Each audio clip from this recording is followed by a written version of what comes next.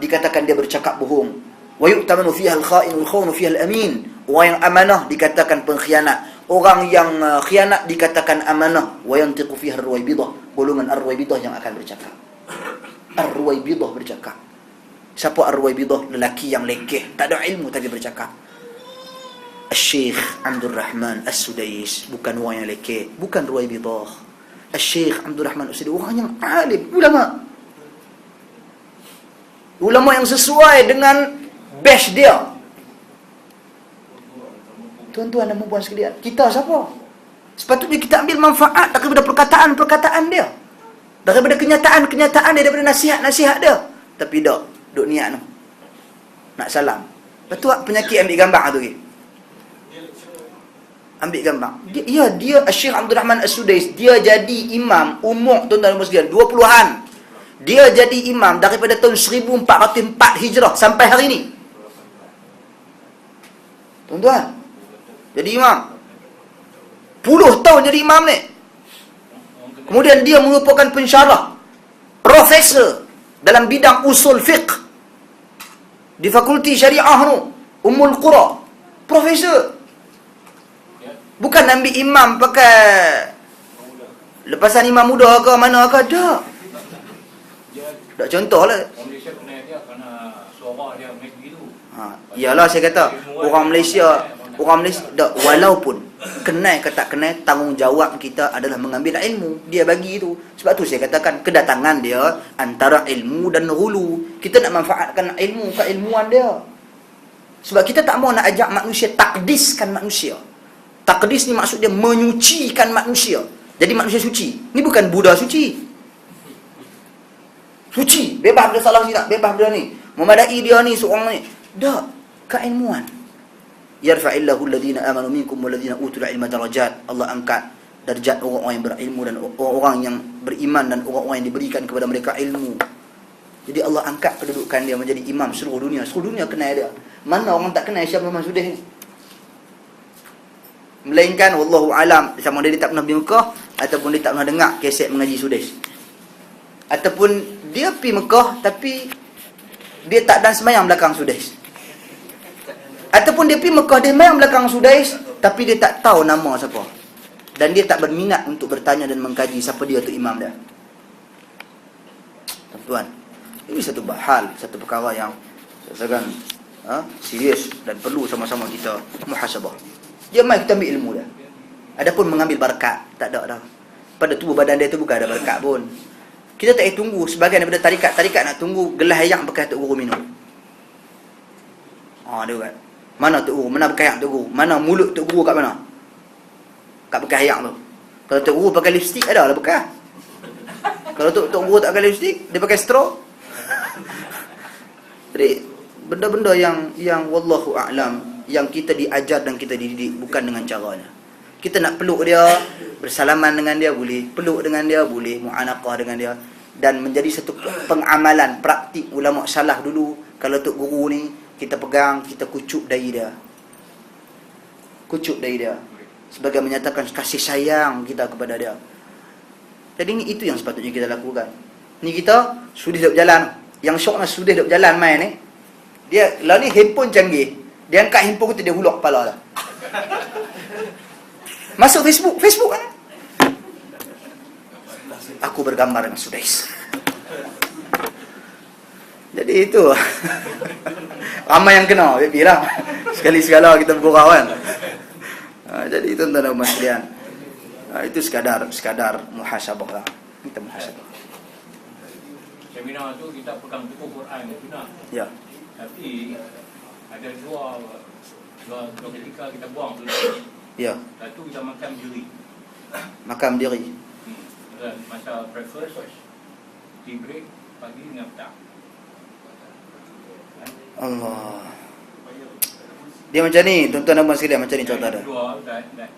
Ya. Ramai yang boleh lamri, kita buang sunnah dan campur dengan punah. Dan lagu-lagu buang bibi apa tu nyanyi lagu bapa dah. Dia macam ni. Okey, bila kita bercakap tentang al-haq, benar tak apa. Kita cakap pasal kebenaran, cakap umum. Apa apa juga bentuk-bentuk tuan-tuan dan puan sekalian yang bercanggah dengan syariat, dia tetap bercanggah dengan syariat. Kita nak cakap berpegang teguh dengan Al-Quran dan Sunnah, tetapi dalam majlis ada unsur-unsur muzik lah dan sebagainya, perkara-perkara yang jelas menyelisihi Al-Quran dan Sunnah, maka ia tetap menyelisihi Al-Quran dan Sunnah. Dia bukan dengan orang tu buat bererti benda tu akan jadi Al-Quran dan Sunnah. Bukan Al-Quran dan Sunnah kena ikut orang kena ikut Al-Quran dan Sunnah. Itu yang saya kata. Kenapa kita nak buat tu juga? Buanglah semua tu. Tolak. Soal kenapa nak buat, bukan saya anjur. Orang yang menganjur. Yang menganjur itulah. Mudah-mudahan mereka mengambil iktibar lah dengan apa yang berlaku dan apa yang terjadi. InsyaAllah kita cuba sampaikan teguran ini kepada mereka, teguran-teguran yang membina. Sedangkan sayang perkataan Syekh Abdul Rahman As-Sudai, subhanallah, penuh kalimah dengan kalimah mutiara-mutiara ilmu yang boleh kita manfaatkan, subhanallah.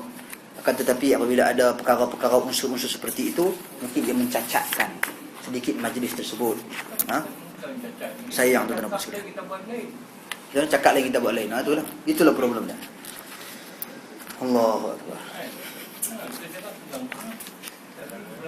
Tuan-tuan dan puan sekalian, makan berdiri. Tadi makan cakap makan berdiri. Makan berdiri itu dia cerita lah bab makan berdiri ni. Pertama sekali kita kena tahu bahawasanya asal larangan adalah minum berdiri, kecuali ayat Zam-Zam. Itu pun ada juga ilmuwan Islam, bahkan jumhur berpendapat ayat Zam-Zam ke ayat lain ke, bila ayat Zam-Zam boleh berdiri, ayat lain pun boleh berdiri. Sebab dia tak ada pengkhususan menyatakan ayat Zam-Zam sahaja, melainkan dia khususkan melalui perbuatan Nabi sahaja. Dari sudut penghujahan dalam usul fiqh, hadis-hadis yang berkaitan dengan ataupun hadis-hadis yang keluar daripada fi'li, perbuatan, penghujahannya tak kuat nak dibandingkan dengan hadis-hadis yang keluar daripada perkataan. Dia panggil hadis qauli.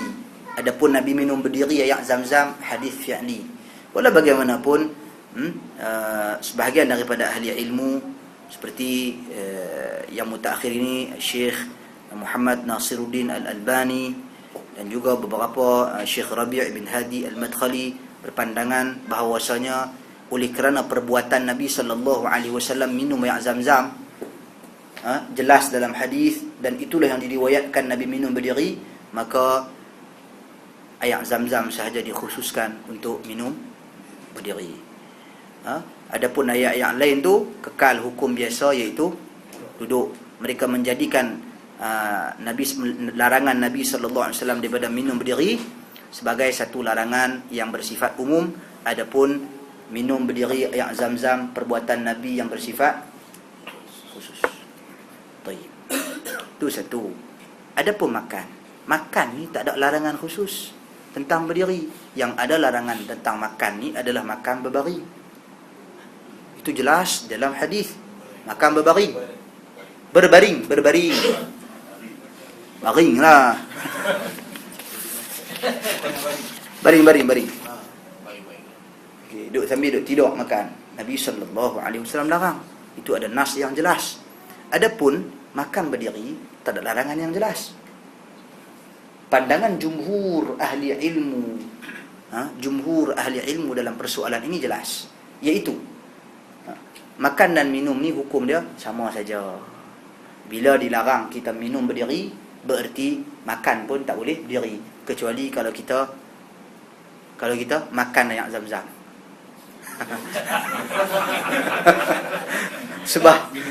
sebab bukan sebab orang utara dia semua makan. Makan ayak, makan nasi, makan ayak, semua makan. Itu biasa ya. Contoh saya bagi contoh. Okey, fokus. Seterusnya tuan-tuan dan puan sekalian, itu pandangan jumhur ulama. Makan sama dengan berdiri. Tapi ada pandangan, saya tertarik.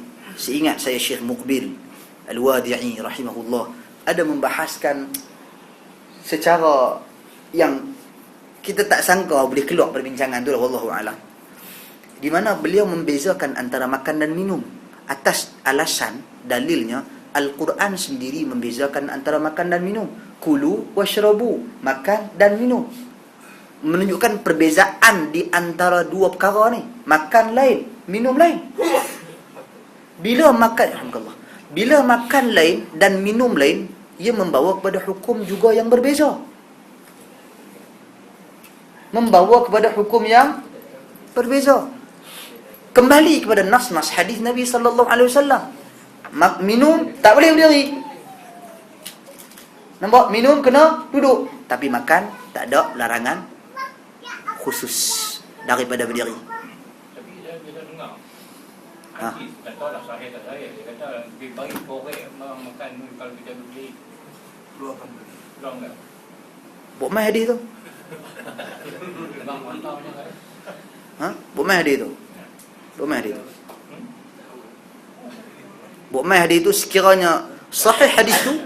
Tak, ini anak saya bercakap bagi pihak dan ulasan Syekh Muqbil Abdul Hadi Al-Wadi'i. Ini merupakan pandangan beliau dalam membahaskan isu ni. Makan yang jelas, adab makan yang jelas dalam hadis adalah larangan daripada berbaring. Adapun berdiri makan berdiri, sila datangkan dalil. Itu pandangan Syekh Muqbil Abdul Hadi Al-Wadi'i. Adapun pandangan jumhur, mereka berkata sesungguhnya makan dan minum sama sahaja. Makan dan minum sama sahaja, iaitu dalam makanan terdapat air.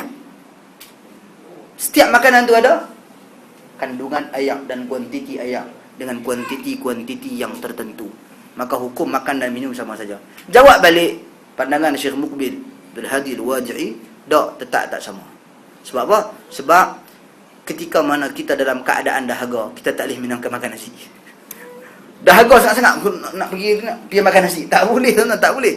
Dia kena minum air dulu. Jadi dia tetap bertegas membezakan antara makan dan minum. Begitu juga hukum makan dan minum dalam keadaan berdiri. Wallahu alam, itu pandangan Syekh Muqbil. Kalau kita nak keluar daripada kekhilafan dan perselisihan, makan duduk, minum duduk. Kan senang cerita. Tak payah duk berkali panjang. Itu yang afdal. Wallahu alam. Okey. Ada apa lagi? Cerita sikit tentang apa yang Syekh Dr. Sudin bagi ucapan masa tengah hari itu. Dalam bahasa Arab. Tengah hari tu saya tak ada. Saya ada malam saja. Tengah hari saya tak pasti. Cuma yang saya dengar daripada jauh, sebab saya baru sampai tengah hari tu, dia baca Al-Quran. Para jemaah minta dia baca Quran. Tengah hari tu saya tak tahu. Tak ada terjemah? Ada dari ringkasan. Ulasan bukan yang Ulasan. Tahu bila kesimpulan lah apa yang dia bagi. Macam malam tu lah, Syekh Ustaz Zainal Abidin dia bagi kesimpulan terhadap apa yang Syekh Abdul Rahman Sudais ucapkan. Okey lah tu, alhamdulillah. Salam. Ustaz, Ya. sebab ada sebahagian orang dia berkata tabaruk dengan orang soleh boleh berdasarkan kisah sahabat dia telan air ludah Nabi. Itu ada sahabat yang penuh Nabi SAW jadi kami wangi. Ini Ustaz boleh tak? Okay, terima kasih. Soalan yang baik. Ada orang kata kita boleh bertabaruk dengan orang soleh, yakni mengambil berkat daripada orang soleh. Kata mereka, para sahabat ambil elok Nabi. Elok Nabi tak sampai ke tanah, sahabat pakai ambil. Peluh Nabi, sahabat jadikan sebagai minyak atak.